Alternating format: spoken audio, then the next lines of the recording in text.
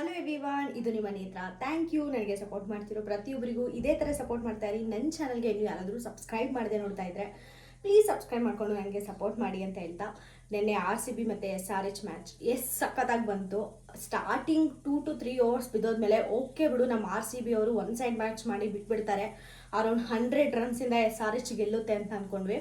But ಆ imagination ಎಲ್ಲ ಉಲ್ಟಂಪಲ್ಟ ಆಯಿತು ಅಂತಲೇ ಹೇಳ್ಬೋದು. SRH 288 ಟಾರ್ಗೆಟ್ ಕೊಟ್ಟಿದ್ರು ಕೂಡ ಅಷ್ಟು ಹೈ ಪ್ರೆಷರಲ್ಲಿ ಜಸ್ಟ್ 25 ರನ್ಸಿಂದ ನಮ್ಮ RCB ಗೆಲ್ತು. ಹೌದು, 25 ರನ್ಸ್ ತುಂಬ ದೊಡ್ಡದಿರ್ಬೋದು, ಬಟ್ 288 ಟಾರ್ಗೆಟ್ಗೆ ಅದು ನಮ್ಮ RCB ಮುಂಚೆ ಆಡ್ತಿದ್ದ ಲೆವೆಲ್ಗೆ ತುಂಬ ಒಳ್ಳೆ ಸ್ಕೋರ್ ಅಂತಲೇ ಹೇಳ್ಬೋದು.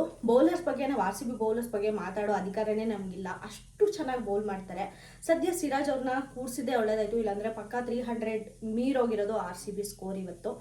ಅವರು ಕುತ್ಕೊಂಡು ನೋಡ್ತಿದ್ದಕ್ಕೆ ಚಂದ ಅನ್ನಿಸ್ತು ನನಗೆ. ಪಾಪ ಫರ್ಗಸನ್ ಅವ್ರನ್ನ ಕರೆಸಿದ್ರು, ಬಟ್ ಯಾರ ಬೌಲಿಂಗು ಈ ಮ್ಯಾಚಲ್ಲಿ ವರ್ಕೌಟ್ ಆಗಲಿಲ್ಲ. ಸ್ಟಿಲ್ 2 ವಿಕೆಟ್ಸ್ ಕಿತ್ತರು ಫರ್ಗಸನ್ ಅವರು. ವಿಕೆಟ್ಸ್ ಕಿತ್ತರು ಕೂಡ ಅಷ್ಟೇ ಜೋರಾಗಿ ಹೊಡೆಸ್ಕೊಂಡ್ರು ಅಂತ ಹೇಳ್ಬೋದು. ಅದಾದಮೇಲೆ ನಮ್ಮ ಟೋಪ್ಲಿ ಅಣ್ಣ ಸೀರಿಯಸ್ಲಿ ಒಂದು 40-50 ರನ್ಸ್ ಹೊಡೆಸ್ಕೊಂಡ್ರೇ ಅದು ಜಾಸ್ತಿ ಅಂತ ಅನಿಸಿದ್ರೆ, ಇವರು ಅಪ್ರಾಕ್ಸಿಮೇಟ್ಲಿ 68ವರೆಗೂ ಹೋಗಿ ನಿಂತರು. ಸಿಕ್ಕಾಪಟ್ಟೆ ಓಡಿಸ್ಕೊಂಡ್ರು ಅಂತ ಹೇಳ್ಬೋದು ಟೋಪ್ಲೆ ಅವರು. ಸಿರಾಜ್ ಅಣ್ಣ ಅವರು ಬರ್ದಿದ್ದು ಒಳ್ಳೇದಾಯಿತು. ಇನ್ನು ಫರ್ಗಸನ್ ಅವರು ತುಂಬ ಚೆನ್ನಾಗಿ ಬೌಲಿಂಗ್ ಮಾಡಿದ್ರು. ಬಟ್ ಏನು ಮಾಡೋದು, ಆಪೋಸಿಟ್ ಟೀಮು ಅಷ್ಟೇ ಸ್ಟ್ರಾಂಗ್ ಆಗಿತ್ತು. ಅಷ್ಟೇ ಆಪೋಸಿಟ್ ಟೀಮ್ ಬೌಲರ್ಸು ಕೂಡ ಹಂಗೆ ಹೊಡೆಸ್ಕೊಂಡ್ರು. ವಿಕೆಟ್ ಕಿತ್ತರು ಅಟ್ಲೀಸ್ಟ್ ಫರ್ಗಸನ್ ಅವರು, ಇಲ್ಲಾಂದರೆ ಸ್ಕೋರ್ ಪಕ್ಕ 300+ ಹೊರಟೋಗಿರೋದು. ಫರ್ಗಸನ್ ಅವ್ರನ್ನ ತಂದಿದ್ದೆ ಆ್ಯಕ್ಚುಲಿ ಒಳ್ಳೇದಾಯಿತು ಅಂತ ಹೇಳ್ಬೋದು. ಇನ್ನು SRH ಅವರೆಲ್ಲ ಬೌಲಿಂಗ್ ಮಾಡಿದ್ರು, ಬಟ್ ಎಲ್ಲರೂ ಸರ್ಸರಿಯಾಗಿ ಎಕ್ಕಿಸ್ಕೊಂಡ್ರು ಅಂತ ಹೇಳ್ಬೋದು. ಸ್ವಲ್ಪ ವಿಲ್ ಜಾಕ್ಸೆ ಒಂದು ರೀಸನಬಲ್ ಆಗಿ ನಿನ್ನೆ ಬೌಲಿಂಗ್ ಮಾಡಿದ್ದು. ಮತ್ತು ಬ್ಯಾಟಿಂಗ್ ವಿಚಾರಕ್ಕೆ ಬಂದರೆ RCB ತುಂಬ ಚೆನ್ನಾಗಿ ಓಪನಿಂಗ್ ಮಾಡಿದ್ರು ಡು ಪ್ಲೆಸಿಸ್ ಮತ್ತು ವಿರಾಟ್ ಕೊಹ್ಲಿ. ಲಾಸ್ಟ್ ಇವರು ಯಾರು SRH ಅವರು 4 overs 5 ಓವರ್ಸ್ಗೆ 40+ ನಿಲ್ಲಿಸಿದ್ರೆ, ನಮ್ಮ RCB ಅವರು ಅರೌಂಡ್ 60+ಗೆ ತೊಗೊಂಡೋಗಿದ್ರು. ಸೊ ಸ್ಟಾರ್ಟಿಂಗಲ್ಲಿ ತುಂಬಾ ಓಪ್ಸ್ ಜಾಸ್ತಿ ಆಯಿತು. ವಿರಾಟ್ ಕೊಹ್ಲಿ ಮತ್ತು ಫ್ಯಾಬ್ ಡು ಪ್ಲೆಸಿಸ್ ಔಟ್ ಆಗದೆ ಆಡಿದ್ದಿದ್ರೆ ತುಂಬ ಚೆನ್ನಾಗಿರೋದು. ಅಗೇನ್ RCB ಅಂದರೆ just Faf du Plessis, Virat Kohli, Dinesh Karthik, ಈ 3 ಜನ ಬಿಟ್ಟು ಇನ್ಯಾರು ಕಾಂಟ್ರಿಬ್ಯೂಷನ್ ಮಾಡೋಕ್ಕೆ ಬರ್ತಾ ಇಲ್ಲ. ಅದೇನೇ ಒಂದು ಮೈನಸ್ ಪಾಯಿಂಟ್ ಅಂತ ಹೇಳ್ಬೋದು RCBಗೆ. ಈ 3 ಜನ ಬಿಟ್ಟು ಇನ್ನು ಬೇರೆಯವರು ಕೂಡ ಒಂದು ಸ್ವಲ್ಪ ಕಾಂಟ್ರಿಬ್ಯೂಷನ್ ಮಾಡಿದ್ರೆ ಚೆನ್ನಾಗಿರುತ್ತೆ. ಆದರೆ ಈ ಸಲ ಅನುಜ್ ರಾವತ್ ಲಾಸ್ಟಲ್ಲಿ ಬಂದರೂ ಕೂಡ ಒಂದು ಲಿಟಲ್ ಕಾಂಟ್ರಿಬ್ಯೂಷನ್ ಅಂತೂ ಔಟ್ ಸೈಡಿಂದ ಇತ್ತು, ಅವ್ರನ್ನ ಮೆಚ್ಕೋಬೇಕಾಗಿದೆ. ವಿಲ್ ಜಾಕ್ಸ್ ಪಾಪ ಚೆನ್ನಾಗಿ ಆಡ್ತಾರೆ ಅಂತ ಅಂದ್ಕೊಂಡಿದ್ವಿ. ವಿಕೆಟ್ ತೆಗಿಯೋಕ್ಕಾಗಲಿಲ್ಲ, ಬಟ್ ಅನ್ಫಾರ್ಚುನೇಟ್ಲಿ ರನ್ಔಟ್ ಆಗೋಗ್ಬಿಟ್ರು. ಅದು ಒಂದು ಮೈನಸ್ ಪಾಯಿಂಟ್ ಆಗೋಯಿತು. ಇನ್ನು ಜಾಸ್ತಿ ಇವತ್ತು ಮಾತಾಡಬೇಕು ಅಂತ ಅಂದರೆ ಅದು ದಿನೇಶ್ ಕಾರ್ತಿಕ್ ಅವರೇನೆ. ಇವತ್ತು RCB ಫ್ಯಾನ್ಸು ಇಷ್ಟು ಹ್ಯಾಪಿಯಾಗಿ ಸ್ಟೇಡಿಯಮಿಂದ ಎದ್ದು ಬಂದರು ಅಂತ ಅಂದರೆ ಅದಕ್ಕೆ ಕಾರಣ ದಿನೇಶ್ ಕಾರ್ತಿಕ್ ಅವರೇ. ದಿನೇಶ್ ಕಾರ್ತಿಕ್ ಅವ್ರು ಇಲ್ಲ ಅಂದಿದ್ರೆ ಒನ್ ಸೈಡ್ ಮ್ಯಾಚ್ ಧೂಳಿ ಪಟ ಆಗೋಗ್ಬಿಟ್ಟಿರೋದು ನಿನ್ನೆ RCB match. Man of the match ಏನಂತ ಹೇಳಿದ್ರು ಸೂಪರಾಗಿ ಕ್ರೇಜಿಯಾಗೆ ಆಡಿದ್ನು ಅಂದರೆ ನಮ್ಮ ದಿನೇಶ್ ಕಾರ್ತಿಕ್ ಅವರು. ಏನು ಫ್ಯಾಬ್ ಡು ಪ್ಲೆಸಿಸ್ಸು ಎಷ್ಟು 40 ಬಾಲ್ಸ್ಗೆ 107 ಆ ಕಡೆ ಟ್ರೆವಿಸ್ ಹೆಡ್ ಅನ್ಸುತ್ತೆ. Just a second.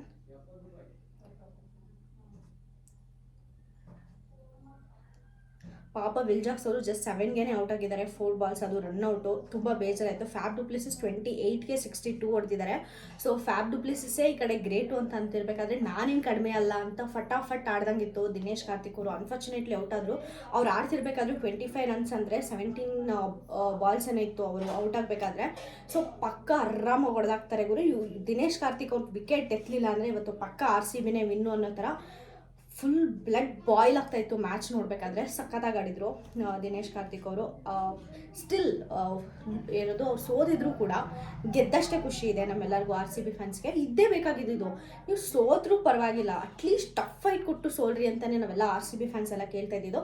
ಅದು ನಿನ್ನೆ ಯಾರು ಸ್ಟೇಡಿಯಮ್ಗೆ ಹೋಗಿದ್ರು ಅವರು ಮಾತ್ರ ಮಿಕ್ಸ್ ಮಸಾಲ ಆಗಿತ್ತು. ಸ್ಟಾರ್ಟಿಂಗ್ ನೋಡ್ಬೇಕಾದ್ರೆ ಯಪ್ಪ ಯಾಕೆ ದುಡ್ಡು ಕೊಟ್ಟು ಹೋಗಿದ್ದಾರೆ ಅಂತ ಅನ್ನೋಷ್ಟು ಬೇಜಾರಾಗಿ ಹೋಗ್ಬಿಟ್ಟಿತ್ತು.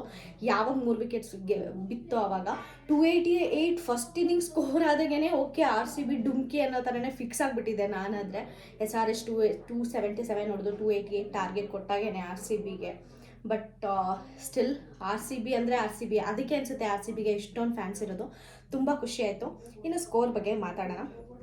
ವಿರಾಟ್ ಕೊಹ್ಲಿ ಅವರು, ಆ್ಯಕ್ಚುಲಿ ವಿರಾಟ್ ಕೊಹ್ಲಿ ಹೆಂಗೆ ಆಡಿದ್ರು ಅಂದರೆ ಸ್ಟಾರ್ಟಿಂಗ್ ಪವರ್ ಪ್ಲೇಯಲ್ಲೇ ಎಷ್ಟು ಜಸ್ಟ್ 20 ಬಾಲ್ಸ್ಗೆ 42 ಸ್ಕೋರ್ ಮಾಡಿದ್ದಾರೆ. ವಿರಾಟ್ ಕೊಹ್ಲಿ RCB ಟೀಮಲ್ಲಿ ಇಲ್ಲದೆ ಬೇರೆ ಯಾವ ಟೀಮಲ್ಲಿ ಇದ್ದಿದ್ರು ಕೂಡ ಕ್ಯಾಪ್ಟನ್ ಆಗಿ ಇಷ್ಟೊತ್ತಿಗೆ ಎಷ್ಟು ಕಪ್ ಗೆದ್ಕೊಟ್ಟಿರೋರು ಅನಿಸುತ್ತೆ. ಸೊ ಕ್ರೇಜಿಯಾಗಿ ಆಡಿದರು ಪವರ್ ಪ್ಲೇಯಲ್ಲಿ. ಇನ್ನು ಡು ಪ್ಲೆಸಿಸ್ 28 ಬಾಲ್ಗೆ 62 ರನ್ಸ್. ಇದಂತೂ ಸೂಪರ್ ಆಗಿತ್ತು. ಆದರೆ ಅವ್ರು ಅಷ್ಟು ಬೇಗ ಔಟ್ ಆಗಬಾರ್ದಾಗಿತ್ತು. ಇನ್ನೂ ಸ್ವಲ್ಪ ಆಡಲಿ ಬೇಗ ಏನು ಔಟ್ ಆಗಲಿಲ್ಲ. ಬಟ್ ಅವ್ರು ಔಟ್ ಆಗಿದ್ದು ನಿಜ ಬೇಜಾರಾಯಿತು. ಯಾಕಂದರೆ ನಮ್ಮ ಆರ್ ಸಿ ಬಿಲಿ ಇನ್ನೂ ದಬಾಕೋ ಪ್ಲೇಯರ್ಸ್ ಯಾರೂ ಇರಲಿಲ್ವಲ್ಲ. ಸೊ ಅದಕ್ಕೆ ಅಟ್ಲೀಸ್ಟ್ ಇವರಾದರೂ ಇನ್ನೊಂದು ಸ್ವಲ್ಪ ಹೊತ್ತು ಆಡಬೇಕಾಗಿತ್ತಲ್ಲ ಅಂತ ಅನ್ನಿಸ್ತು. ಮತ್ತು ರಜತ್ ಪಾಟಿದಾರ್ ಬಂದರು. ರಜತ್ ಪಾಟಿದಾರ್ ಮೇಲೆ ಆ್ಯಕ್ಚುಲಿ ಈ ಸಲ ತುಂಬ ಎಕ್ಸ್ಪೆಕ್ಟೇಷನ್ ಇತ್ತು. ವಿಲ್ ಜಾಕ್ಸ್ ಆಬ್ವಿಯಸ್ಲಿ ಎಕ್ಸ್ಪೆಕ್ಟೇಷನ್ ಇರುತ್ತೆ. ಬಟ್ ರನ್ಔಟ್ ಆದರು. ಈ ಸಲ ವಿಕೆಟ್ ಕೀಳಕ್ಕಾಗಲಿ, ಬಟ್ ರನ್ಔಟ್ ಆದರು. ಓಕೆ, ವಿಲ್ ಜಾಕ್ಸ್ ರನ್ಔಟ್ ಆದ್ರಲ್ಲ ಅಂತ ಅಂದ್ಬಿಟ್ಟು ಎಷ್ಟು 4 ಬಾಲ್ಸ್ಗೆ 7 ಸ್ಕೋರ್ ಅಷ್ಟೇ ವಿಲ್ ಜಾಕ್ಸ್ ಮಾಡೋಕ್ಕಾಗಿದ್ದು. ಅದಾದಮೇಲೆ ರಜತ್ ಪಾಟಿದಾರ್ ಬಂದರು. ರಜತ್ ಪಾಟಿದಾರ್ ಮೇಲೆ ಸೀರಿಯಸ್ಲಿ ಎಕ್ಸ್ಪೆಕ್ಟೇಷನ್ ಇತ್ತು. ಯಾಕಂದರೆ ಲಾಸ್ಟ್ ಟೈಮ್ ತುಂಬ ಚೆನ್ನಾಗಿ ಆಡಿದರು ರಜತ್ ಪಾಟಿದಾರ್. ಲಿಟಲ್ ಕಾಂಟ್ರಿಬ್ಯೂಷನ್ ಅಂತೂ ಅವ್ರ ಸೈಡಿಂದ ಇತ್ತು. ಬಟ್ ಈ ಸಲ ಅಂತೂ ಫುಲ್ ಡಿಸಪಾಯಿಂಟ್. ಯಾಕಂದರೆ ಇಷ್ಟು ಹೈ ಪ್ರೆಷರ್ ಇರೋ ಮ್ಯಾಚಲ್ಲಿ ಇಷ್ಟು ಬೇಗ ಔಟ್ ಆಗೋದು ಹೀನಾಯ ಅಂತ ಅನ್ನಿಸ್ತು. ರಜತ್ ಪಾಟಿದಾರ್ ಎಷ್ಟು 5 ಬಾಲ್ಸ್ಗೆ 9. ಓ ಗಾಡ್, ಅಷ್ಟಕ್ಕೆ ಔಟು ಹೋಗ್ಲಿ ಬಿಡು. ಒಂದು 40 ಬಾಲ್ಸ್ ಆಗಿ ಒಂದು 45-50 ಸ್ಕೋರ್ ಮಾಡಿದ್ದಾರೆ ಅಂದರೆ ಅದು ಇಲ್ಲ. ಈಗ ಬೇಗನೆ ಔಟ್ ಆಗಿಬಿಟ್ಟಿದ್ದಾರೆ. ಇನ್ನು ಚೌಹಾನ್ ಬಗ್ಗೆ ಮಾತಾಡೋಂಗೆ ಇಲ್ಲ. 1 ಬಾಲು 0 ವಿಕೆಟ್ ಎತ್ತಿಸ್ಕೊಂಡು ಹೊರಟೇ ಹೋಗ್ಬಿಟ್ರು. ಆಮೇಲೆ Dinesh Karthik 35 ಬಾಲ್ಸ್ಗೆ 83 score, which is really not at all easy score ಅಂತ ಹೇಳ್ಬೋದು. ನಿನ್ನೆ ಧಮಾಕ. ಏನು ಅಸಲು ಭಯನೇ ಇಲ್ಲ. ಔಟ್ ಆಗೋಣ, ಇಲ್ಲಾಂದರೆ 6 ಹೊಡೆಯೋಣ ಅನ್ನೋ ಒಂದು ಹೈ ಪ್ರೆಷರಲ್ಲಿ, ಒಂದು ಹೈ ಡಿಟರ್ಮಿನೇಷನಲ್ಲಿ ದಿನೇಶ್ ಕಾರ್ತಿಕ್ ಅವ್ರು ಬಂದಿದ್ದರು. ಆಮೇಲೆ ಅನುಜ್ ರಾವತ್. ಆ್ಯಕ್ಚುಲಿ ಈ ಸಲ ಅನುಜ್ ರಾವತ್ ಅವ್ರನ್ನ ಮೆಚ್ಕೋಬೇಕಾಗಿದೆ. ಅಟ್ಲೀಸ್ಟ್ ಇಷ್ಟಾದರೂ ಬೇಸಿಕ್ ಕಾಂಟ್ರಿಬ್ಯೂಷನ್ ಇರಬೇಕು. ಇಷ್ಟಾದರೂ ಕಾಂಟ್ರಿಬ್ಯೂಷನ್ ಇದ್ದರೆ ಬೇಜಾರಾಗಲ್ಲ. ಅಟ್ಲೀಸ್ಟ್ ಅದರ್ ಪ್ಲೇಯರ್ಸು ಕೂಡ ಕಾಂಟ್ರಿಬ್ಯೂಷನ್ ಮಾಡ್ತಿದ್ದಾರಪ್ಪ ಅಂತ ಅನ್ಬೋದು. 14 ಬಾಲ್ಸ್ಗೆ ಅರೌಂಡ್ 25 ಹೊಡೆದಿದ್ದಾರೆ, which is really not bad score ಈ ಮೂಮೆಂಟಲ್ಲಿ. ಅಟ್ಲೀಸ್ಟ್ ಅಷ್ಟಾದರೂ ಕಾಂಟ್ರಿಬ್ಯೂಷನ್ ಇದೆ ಅಂತ ಅನ್ನಿಸ್ತು. ಅದಾದಮೇಲೆ ವೈಶಾಖ್ ಬಂದರು. 2 ಬಾಲ್ಸ್ಗೆ 1 ನಾಟ್ ಔಟ್. ಬಟ್ ಸ್ಟಿಲ್ ಆಡ್ತಾ ಇದ್ರೇನೋ. ಬಟ್ ಆಡಿರೋದ್ರಲ್ಲಿ ನನಗೆ ಅನುಜ್ ರಾವತ್ ಪರ್ಫಾರ್ಮೆನ್ಸ್ ಆಗಲಿ, ವಿಲ್ ಜಾಕ್ಸ್ ಅವರಾಗಲಿ, ಯಾಕಂದರೆ ಇದು ಕ್ರೂಷಿಯಲ್ ಮ್ಯಾಚ್ ಆಗಿರೋದ್ರಿಂದ ಸ್ವಲ್ಪ ಕೇರ್ಫುಲ್ಲಾಗಿ ಆಡಬೇಕಾಗಿತ್ತೇನೋ. ಇವ್ರು ವಿಲ್ ಜಾಕ್ಸ್ ಮತ್ತು ಅನುಜ್ ರಾವತ್ ಅವ್ರದ್ದು ನನಗೆ ಇಷ್ಟ ಆಗಲಿಲ್ಲ ಅಷ್ಟೊಂದು. ಬೌಲರ್ಸ್ ನಾನು ಆಗಲೇ ಹೇಳಿದೆ, ಯಾರ ಬಗ್ಗೆನೂ ಅಷ್ಟೊಂದು ಮಾತಾಡ್ಕೊಳ್ಳೋ ಅಷ್ಟು ಏನೂ ಮಾಡಿಲ್ಲ. ಸೆರೆಗೆ ಹೊಡೆಸ್ಕೊಂಡಿದ್ದಾರೆ ಅಷ್ಟೇ. ಟೋಪ್ಲಿಯಿಂದ ನಾನು ಅಷ್ಟು ಎಕ್ಸ್ಪೆಕ್ಟೇಷನ್ ಮಾಡಿಲ್ಲ 60+ ರನ್ ಹೊಡೆಸ್ಕೋತಾರೆ ಅಂತ. ಇನ್ನು SRH ಬಗ್ಗೆ ಸೂಪರಾಗಿ ಆಡಿದರು. ಟ್ರೆವಿಸ್ ಹೆಡ್ನ ಫಸ್ಟು ತಲೆಗೆ ಹೊಡೆಯೋಣ ಅಂತ ಅನ್ನಿಸ್ತು. ಏನು ಹಂಗಾಗಿ ಹೊಡೆಯೋದು, ಹುಚ್ಚನಾಗಿ ಹೊಡೆದಂಗೆ ಹೊಡೆದ್ರು. 41ಗೆ 102 ಸ್ಕೋರ್ ನಮ್ಮ ಟ್ರೆವಿಸ್ ಹೆಡ್ಡು. ಅಭಿಷೇಕ್ ಶರ್ಮನೂ ಅಷ್ಟೇ ಸಖತ್ತಾಗಿ ಆಡಿದ್ರು. 22ಗೆ 34 reasonable score. Okay, digestible RCB ಟೀಮ್ಗೆ ಅನ್ನಂಗೆ ಹೊಡೆದ್ರು ಅಭಿಷೇಕ್ ಶರ್ಮಾ. ಟ್ರೆವಿಸ್ ಹೆಡ್ ಒಬ್ಬರು ಒಂದು ಡಬಾಕೊಂಡಿದ್ದಿದ್ರೆ ಇವತ್ತು RCB ಗೆದ್ದಿರೋದು. ಅಷ್ಟು ಚೆನ್ನಾಗಿ ಹೊಡೆದಂಗೆ ಹೊಡೆದ್ರು. ಅದಾದಮೇಲೆ ಕ್ಲೆಸನ್ ಬಗ್ಗೆ ಮಾತಾಡೋಂಗೇ ಇಲ್ಲ. ಅವ್ರು ಬಂದರು ಅಂದರೆ ಸ್ಮೂತಾಗಿ ಬಂದುಬಿಟ್ಟು ಎತ್ಕೊಂಡು ಹೋಗ್ತಾರೆ ಮ್ಯಾಚು. 31 ಬಾಲ್ಸ್ಗೆ 67 ಸ್ಕೋರ್ ಮಾಡಿದ್ದಾರೆ, which is really awesome thing. ಅದಾದಮೇಲೆ ನಮ್ಮ ಮರಾಕ್ರಮ್ ಮತ್ತು ಅಬ್ದುಲ್ ಸಮದ್ ಇಬ್ಬರು ಔಟ್ ಆಗಲಿಲ್ಲ, which is really crazy thing ಅಂತ ಅನ್ನಿಸ್ತು. 17 ಬಾಲ್ಸ್ಗೆ 32 ಹೊಡೆದಿದ್ದಾರೆ ಮತ್ತು 10 ಬಾಲ್ಸ್ಗೆ 37. ಅಬ್ದುಲ್ ಸಮದ್ ನಾನು ಎಕ್ಸ್ಪೆಕ್ಟೇ ಮಾಡಿರಲಿಲ್ಲ. ಆಡ್ತಾರೆ, ಚೆನ್ನಾಗಿ ಆಡ್ತಾರೆ, ಒಂದು ಆವ್ರೇಜ್ ಪರ್ಫಾರ್ಮೆನ್ಸ್ ಕೊಡ್ತಾರೆ ಅಬ್ದುಲ್ ಸಮದ್ ಅಂತ ಗೊತ್ತಿತ್ತು.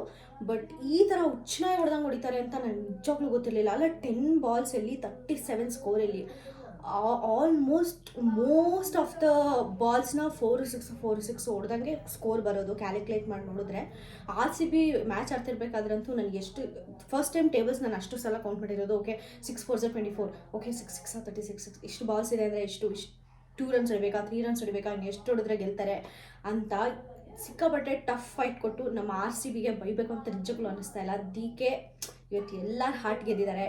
ಅಷ್ಟು ಚೆನ್ನಾಗಿ ಆಡಿದ್ದಾರೆ. ಮುಂದೆ ಮ್ಯಾಚಲ್ಲಿ ಚೆನ್ನಾಗಿ ಆಡ್ತಾರೆ ಅನ್ನೋದೇ ಕ್ವಶನ್ ಮಾರ್ಕು. ಯಾಕಂದರೆ ನೆಕ್ಸ್ಟ್ ಮ್ಯಾಚ್ ಇರೋದು KKR, ಅದಾದಮೇಲೆ ಅಗೇನ್ SRH 25th. ಸೊ ನೋಡೋಣ ನಮ್ಮ RCB ಇದೇ ಥರ ಫೈಟ್ ಕಂಟಿನ್ಯೂ ಮಾಡುತ್ತಾ ಅಂತ. ಇಷ್ಟ ಆಡಿದ್ರೆ ಸಾಕು ಗುರು. ಇನ್ನು ಮಿಕ್ಕಿದ 8 ಮ್ಯಾಚಲ್ಲಿ ಅಟ್ಲೀಸ್ಟ್ 4-5 ಮ್ಯಾಚಸ್ ಆದರೂ ಆರಾಮಾಗಿ ಗೆಲ್ತಾರೆ.